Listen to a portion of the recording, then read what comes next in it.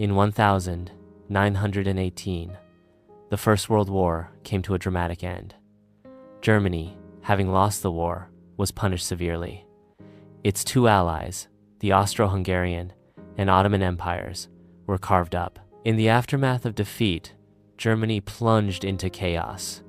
The Kaiser abdicated, and with Berlin too dangerous, the Weimar Republic was declared in the small town of Weimar. In 1919, the Treaty of Versailles formalized the Allies' terms. Germany lost territory, the Rhineland was occupied, its military drastically reduced, reparations imposed, and full blame for the war pinned on it. Despite the humiliations, the Weimar Republic became one of the world's most democratic systems.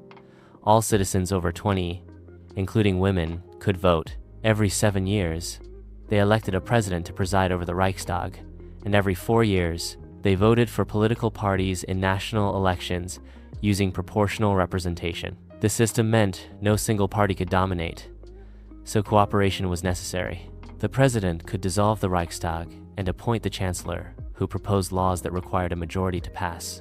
But democracy did not bring peace. Revolutions erupted, like the short-lived Socialist Republic of Bavaria and the 1920 Kapp Putsch, led by Dr. Wolfgang Kapp. When Kapp seized Berlin, the army refused to intervene, believing political betrayal caused Germany's defeat. Only a nationwide general strike ended the rebellion. These upheavals worsened Germany's economic woes. After missing a reparations payment, the French occupied the Ruhr in 1923, a vital industrial region, to take payment and resources. Germany began printing more marks to pay reparations, resulting in hyperinflation. A loaf of bread soared from 163 marks in January to 75 billion marks by November. In the same year, Adolf Hitler and the Nazi Party attempted a coup in Munich. It failed. Hitler was wounded and arrested. In prison, he wrote Mein Kampf, laying out the foundation of Nazi ideology. Despite all this chaos, the Weimar Republic survived, largely thanks to Gustav Stresemann, who mended ties with France, and American Charles Dawes, who helped economically stabilize Germany. Reparations were eased, the French left the Ruhr, and American loans flowed into Germany, linking the two economies. Then came the Great Depression. The US economy crashed, dragging Germany's down with it. President Paul von Hindenburg couldn't get the Reichstag to act, and resorted to Article 48, which allowed emergency laws without parliamentary approval. But since emergency was undefined, it was prone to abuse. Germans turned to extremist parties. Communists gained support, but so did the Nazis, who promoted unification of German-speaking peoples and blamed communists and Jews for Germany's troubles. The Nazis appealed to national pride, promising to end the Treaty of Versailles and limit foreign influence. By 1932, the Nazis became the largest party in the Reichstag. Hitler demanded to be made chancellor, but Hindenburg refused multiple times, fearing a coup. However, after repeated Nazi electoral victories, Hindenburg gave in. Hitler became chancellor in January 1933. That February, the Reichstag building was set on fire by a Dutch communist. Hitler used it to frame all communists, pressuring Hindenburg into issuing the Reichstag fire decree. The Enabling Act followed, stripping civil liberties and giving Hitler dictatorial powers. These laws passed because communists were outlawed and SA members surrounded the voting chamber. With power consolidated, Hitler created the Gestapo, Germany's secret police, and outlawed trade unions. In July, he banned all political parties. In 1934, fearing the growing power of the SA and its leader, Ernst Röhm, Hitler ordered a purge known as the Night of the Long Knives, carried out by the SS and Gestapo. Soon after, President Hindenburg died. Hitler merged the offices of President and Chancellor, declaring himself Führer and turning Germany into a single-party dictatorship under Article 48. Under Nazi rule, daily life changed. Joseph Goebbels controlled the media as Minister of Propaganda. Heinrich Himmler led the Gestapo and SS, targeting dissenters. Germans tolerated reduced freedoms for improved living standards and national order. The German Labor Front replaced trade unions and managed worker rights. The Strength Through Joy program offered holidays and entertainment, breaking class barriers. The iconic Volkswagen was introduced, affordable through installment payments. In 1936, Hermann Göring initiated the 4-year plan to make Germany economically self-sufficient. Unemployment vanished. Public works like the Autobahn and Berlin Olympics boosted national pride.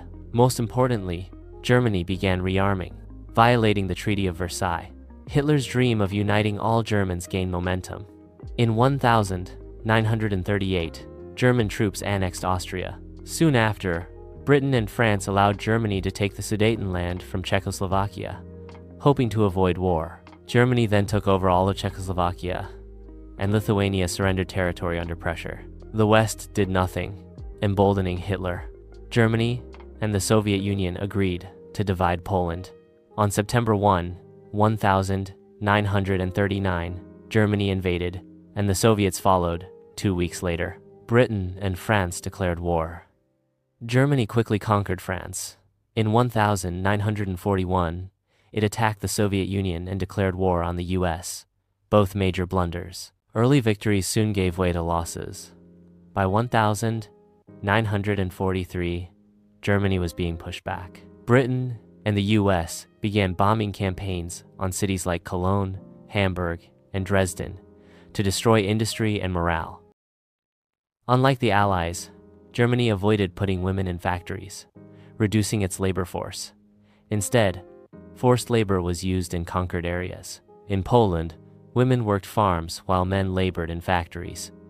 Jews and other undesirables were used as slave labor and often sabotaged weapons. Originally, concentration camps served as labor camps, but in 1942, they became extermination centers. Auschwitz and Treblinka became synonymous with genocide. Around 5.5 million Jews were murdered in the Holocaust, alongside millions of Poles, Soviet POWs, Roma, disabled individuals, and others. When Germany failed to conquer the USSR, the war turned. The Soviets pushed west, liberating camps. The Allies invaded from the west. As they closed in, top Nazi leaders committed suicide, including Hitler in April 1945. Germany surrendered in May, ending the Nazi regime. At Nuremberg, surviving Nazi leaders were tried and many executed. Germany was divided into zones. The Western zones became West Germany. The Soviet zone became East Germany. They remained split until 1990. The Nazi legacy is chilling and complex. While they revitalized Germany militarily and economically, they left the continent in ruin and committed crimes of unimaginable horror. Even today, the full consequences of Nazism are still being understood, and perhaps it will be a long time before they fully are.